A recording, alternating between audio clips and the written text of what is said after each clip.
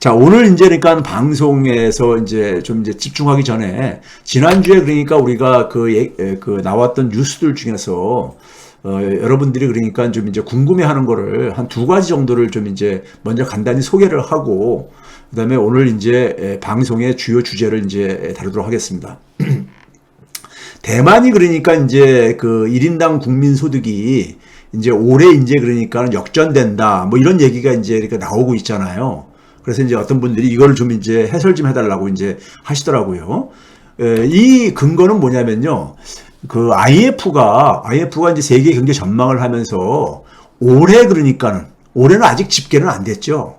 집계는 안 됐, 이제 전망치죠. 전망인데 그 1인당 국민소득을 달러 기준으로 이제 아무래도 이제 국제 비교를 해야 되잖아요. 해야 되는데 올해 보게 되면은 여기 맨 윗줄에 보게 되면 이제 달러 기준에서 한국, 대만이 이렇게 2019년부터 2022년까지 쭉 있잖아요. 대만이 36,000달러가 좀 넘고요. 올해 이제 그렇게 전망이 되고 있고, 한국은 이제 한 35,000달러 정도로 돼서, 지난해 같은 경우는 한국이 한 1,000달러 정도 더 높았었는데, 이제 이게 역전된다 이거예요. 역전된다 이거예요. 그래서 이제 대만에 이제 총통까지 나서가지고, 신나하고 그러던데, 요 문제를 좀 잠깐 이제 언급해 드릴게요. 언급해 드리는데, 일단 뭐냐면 이 요인은요, 가장 커다란 요인은 환율 요인입니다. 환율 요인이고, 두 번째는 뭐냐면요. 두 번째 요인은 뭐냐면, 대만이 이 팬데믹 기간 동안에요, 성장률이 한국보다 높았어요. 소위 말해서 이제 그러니까는 높았었고, 그 다음에 이제 중국이, 요즘 이제 굉장히 고생을 하고 있는데, 대만도, 이 코로나, 감염자 확산으로 인해서 고생들을 하고 있는데, 근데 이제, 재작년에 굉장히 일찌감치 그러니까는 사실 통제에 성공을 했었잖아요. 하면서 이제 그러니까는 성장률이 상대적으로 다른 나라들에 비해서 높게 이제 실현됐잖아요. 그래서 성장률 높았던 것도 있습니다. 성장률이 높았던 것도.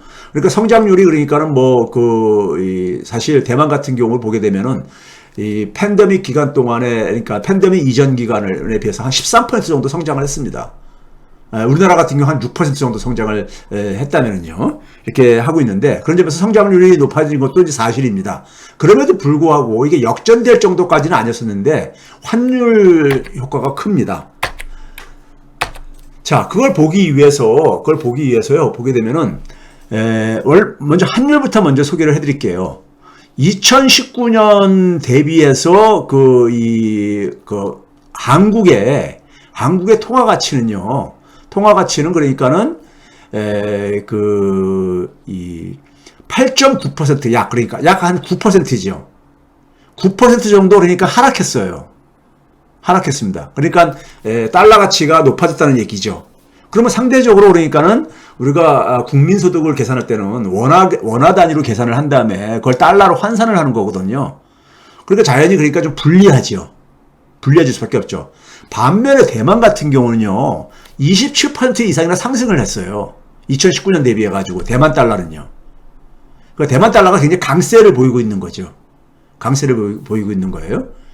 그러니까 이제 그 덕택으로, 대만은 그러니까 대만 통화가 강세를 27% 달러 대비해서 가치가 상승했으니까 2019년 대비해가지고요. 했으니까는 자연히 뭐냐면은 똑같은 대만 돈을 그러니까 달러로 바꿀 때 높아질 가능성이 높은 거죠. 그래서 격차가 보게 되면 우리나라 9%하고 대만이 27% 상승한 거를 합치게 되면 한 36% 정도 이 격차가 환율에서 벌써 벌어진 겁니다. 2019년 대비입니다. 물론요. 그런 점에서 환율 효과가 굉장히 크게 작용을 했습니다. 환율 효과가요. 그래서 대만이 그러니까 우리나라보다 이것도 이제 그러니까는 올해 환율이 굉장히 지금 이 변동성이 크다 보니까는 IMF의 전망치가 그러니까 맞을지 안 맞을지도 좀 두고 봐야 되는 거지만은 역전될 가능성은 큽니다. 지금 추세로 보게 되면은 역전될 가능성은 거의 확실시 되고 있습니다. 그런데 이제 그거는 이제 그러니까 1인당 국민소득은 평균입니다. 환율로 그러니까 예를 들어서 지금 우리나라 달러당 1달러당 그러니까는 환율이 원화가 지금 한 1,300원까지 간다는 말도 있고, 지금 현재 어쨌든 한 1,270원 대 정도 이렇게 되고 있잖아요. 근데 이게 우리나라가 1달러당 만약에 거꾸로 한 한 반 정도 돼가지고 600원이 된다면요. 우리나라는 그러니까 예를 들어서 1인당 국민소득이 한 7만 달러로 뛸 수가 있어요. 그러니까 환율이라는 것은 그러니까 좀 이제 우리가 환율을 고려해가지고 해석을 해야 되기 때문에 1인당 국민소득은 좀 그러니까 그런 환율을 좀 염두에 두시고 해석을 하셔야 됩니다.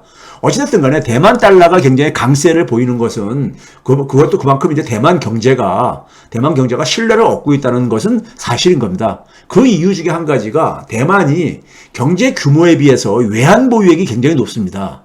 제가 늘 그러잖아요. 우리나라도 외환 보유액을 비중을 높여야 된다고. 싱가포르나 대만이 그러니까는 GDP 대비해서 외환 보유액이 굉장히 많이 축적을 하고 있어요. 그러니까는 예국 자본들이 갑자기 빠져나갈 때 그 충격이 별로 없겠지요. 그러다 보니까 이제 대만 달러 가치가 상대적으로 안정성을 보여주는 이유이기도 합니다. 이런 점에서 그러니까 이런 부분은 우리가 이제 반면교사로 삼아야 됩니다. 외환 보유액을 우리는 늘릴 수도 있는데도 불구하고 안 늘리고 있습니다. 한국은행이요. 이런 부분은 그러니까 제가 그동안 쭉 얘기했던 부분인데, 그 다음에 이제 우리가 1인당 소득은 하나의 평균입니다. GDP로 그러니까 GDP를 달러로 환산한 다음에 그걸 국민 숫자로 나눈 거거든요.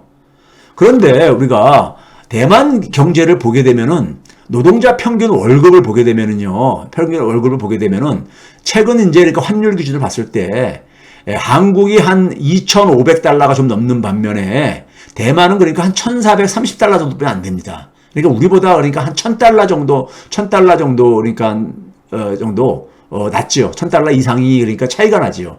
그런 점에서 그러니까는 그 얘기는 결국 뭐냐면은 소득이 그러니까는 기업에게 굉장히 집중되어 있다는 얘기죠. 집중되어 있다는 겁니다. 소수에게 굉장히 많이 집중되어 있다는 얘기죠. 일반 그러니까는 노동자들은 그러니까 서민들은 그러니까는 그 평균 소득을 그러니까 제대로 향유를 못하고 있다는 얘기고요.